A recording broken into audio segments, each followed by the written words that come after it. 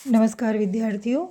हमने अपने पूर्व व्याख्यान के अंतर्गत भक्ति काल के राम भक्ति काव्य की सामान्य प्रवृत्तियों को लिया था, जिसमें हमने 4 बिंदुओं पर विशद चर्चा की। आइए आज हम शेष बिंदुओं पर चर्चा करते हैं। हमारा जो 5वां बिंदु है राम भक्ति काव्य की विशेषता या प्रवृत्तियों के अंतर्गत, वो है नव रसों का परिपाक। राम भक्ति साहित्य में वर्णित राम कथा बहुत व्यापक है, जिसमें जीवन की विभिन्न अवस्था एवं मानव भावों की अभिव्यक्ति है। इसीलिए प्रायः सभी रसों का परिपाक उसमें हुआ है। राम भक्ति मूलतः सेवक सेव्य की भक्ति होने से इस साहित्य का प्रमुख रस निर्वेदजन्य शांत है। राम कथा के विभिन्न दृश्यों में अन्य रसों की निष्पत्ति होती है। विभिन्न युद्ध दृश्य चित्रण में वीर के साथ ही रौद्र, करुण, भयानक और कहीं कहीं बीभत्स रस की निष्पत्ति हुई है। परशुराम लक्ष्मण संवाद, शूर्पणखा के विवाह प्रस्ताव जैसे दृश्यों में हास्य रस अपेक्षाकृत कम मात्रा में प्रयुक्त होना स्वाभाविक ही है। विभिन्न अलौकिक घटनाओं में अद्भुत रस की निष्पत्ति होती है। साथ ही हम देखते हैं कि राम की बाल लीलाओं के चित्रण में वात्सल्य रस के दर्शन होते हैं, लेकिन कृष्ण लीलाओं की सहजता उसमें नहीं है। यद्यपि तुलसी प्रणीत राम काव्य में श्रृंगार रस का प्रायः अभाव ही है, तथापि राम सीता का वियोग श्रृंगार का चित्रण उसमें भी पाया जाता है। किंतु यह हर पल यह याद रखना पड़ता है या हमें अपनी स्मृति में रखना पड़ता है कि भगवान की नर लीला है, इसीलिए वीर श्रृंगार का परिपाक सहज स्वाभाविक रूप में नहीं पाया है। संयोग श्रृंगार इसमें ना के बराबर ही कहा जा सकता है। लेकिन अग्रदास प्रणीत रसिक राम भक्ति काव्य में श्रृंगार ही प्रमुख रस है। इस काव्य में संयोग श्रृंगार का उत्थान चित्रण किया गया है। वन विहार, जल विहार, वसंत विहार, हास परिहास, सखियों का नृत्य, हिंडोला, काम क्रीड़ाओं, साथ ही साथ राम सीता का नक्षिक वर्णन भी इस काव्य में हुआ है। इस धारा के परवर्ती कवियों के लिए राम और सीता अपनी काम भाव की अभिव्यक्ति के महज माध्यम बन गए हैं। तो जिस हमने अभी इस बिंदु में देखा कि कैसे 9 रसों का परिपाक हुआ है और राम का व्यक्तित्व जैसा है उसी अनुरूप रसों का भी निर्वहन इस राम भक्ति काव्य में हम देख सकते हैं। हमारा 6वां बिंदु है प्राचीन और नवीन काव्य रूपों का प्रयोग। राम काव्य में काव्य रूपों की विविधता है। इसमें प्रबंध और मुक्तक काव्य रूप की प्राय सभी भेदों को अपनाया गया है।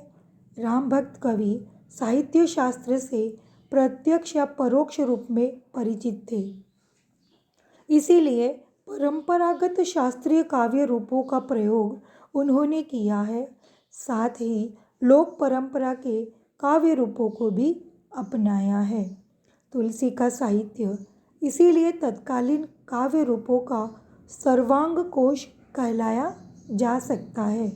रामचरितमानस में महाकाव्य, पार्वती मंगल, जानकी मंगल में खंड काव्य, कवितावली दोहावली में मुक्तक, विनय पत्रिका में प्रबंध मुक्तक का मिश्रण, रामलला नैछू में गीति काव्य के प्राय सभी तत्व विद्यमान हैं। परंपरागत काव्य रूपों के अपनाव की दृष्टि से मानस और अष्टयाम में वीर गाथाओं की प्रबंध पद्धति, राम गीतावली, ध्यान मंजरी आदि में विद्यापति की गीत पद्धति, रामायण महानाटक और हनुमान नाटक में संस्कृत राम काव्य की संवाद पद्धति और रामचंद्रिका में रीति पद्धति का अपनाव दृष्टिगोचर होता है। लोक परंपरा का अपनाव राम काव्य की अपनी विशेषता है। इस तरह कहा जा सकता है कि काव्य रूपों की दृष्टि से भी राम काव्य समन्वयात्मकता से संपन्न हुआ। विद्यार्थियों, हम अपने अगले 7वें बिंदु की ओर बढ़ते हैं। यहाँ हम अवधी और ब्रज भाषा की बात करेंगे। अवधी और ब्रज भाषा में अभिव्यक्ति। राम भक्ति साहित्य अवधी और ब्रज दोनों भाषाओं में अभिव्यक्त हुआ है, फिर भी इसका स्तरीय साहित्य अवधी में ही है। स्वयं तुलसी ने भी दोनों भाषाओं का प्रयोग किया है। इन दोनों भाषाओं के प्रवाह में राजस्थानी, बुंदेली, भोजपुरी, फारसी तथा अरबी और संस्कृत भाषा के शब्द भी प्रयुक्त हुए हैं। तुलसी की भाषा अधिक संस्कृत निष्ठ है। तुलसी के समान ही इस धारा के अन्य कवियों की भाषा सरल, भावात्मक, रसानुकूल होते हुए भी पांडित्यपूर्ण है। केवल केशवदास की भाषा पांडित्य प्रदर्शन की धुन में बोझिल और क्लिष्ट हो गई है। अगला हमारा बिंदु छंद और अलंकार। हम देखते हैं कि इस काल के काव्यों में कौन कौन से छंद और अलंकारों को प्रयोग कवियों ने किया है। छंद और अलंकार का योजना या प्रयोग। छंद और अलंकार की योजना में भी राम भक्ति साहित्य समन्वयवादी रहा है। इसमें विविध छंदों का बड़ी कुशलता के साथ प्रयोग हुआ है। यद्यपि दोहा चौपाई का मुख्यतः प्रयोग राम साहित्य में हुआ है, फिर भी अन्य परंपरागत सभी छंदों का सुंदर समन्वय यहाँ प्राप्त होता है, जैसे वीर गाथाओं के छप्पय, संत काव्य के दोहे, चौपाई आदि। इन प्रमुख छंदों के अतिरिक्त कुंडलिया, सोरठा, सवैया, धनाक्षरी, तोमर, त्रिभंगी आदि छंदों का प्रयोग प्रचुर मात्रा में देखा जा सकता है। इन छंदों का प्रयोग केशव को छोड़कर अन्य कवियों ने कला के प्रदर्शन के लिए नहीं, बल्कि भावानुकूल रूप में किया है।